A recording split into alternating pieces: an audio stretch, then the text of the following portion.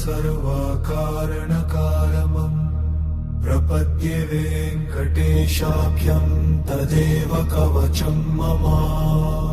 सहस्रशीर्षा पुरुषो वेङ्कटेशः शिरोवतु प्राणेशः प्राणनिलय प्राणान् रक्षतु मे हरिः मार्कण्डेय उवाच नारायणं परब्रह्म सर्वकारणकारणं प्रपद्ये वेङ्कटेशाख्यं तदेव कवचं मम सहस्रशीर्षा पुरुषो वेङ्कटेशः शिरोवतु प्राणेशः प्राणनिलय प्राणान् रक्षतु मे हरिः आकाशराट् सुतानाथ आत्मानं मे सदावतु देवदेवोत्तमोपायातेऽहं मे वेङ्कटेश्वर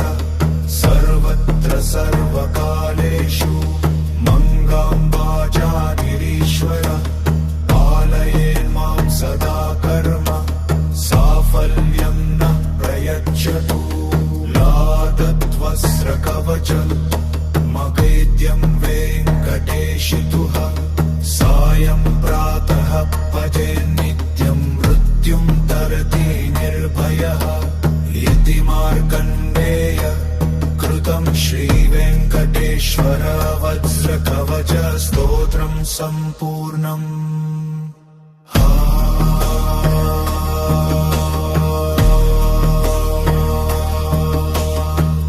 नारायण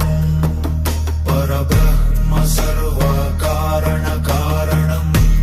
प्रपद्ये वेङ्कटेशाख्यं तदेव कवचं मम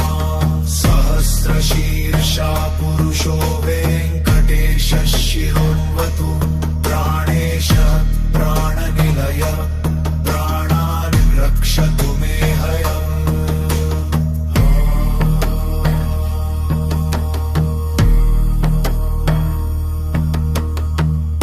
इति मार्कण्डेय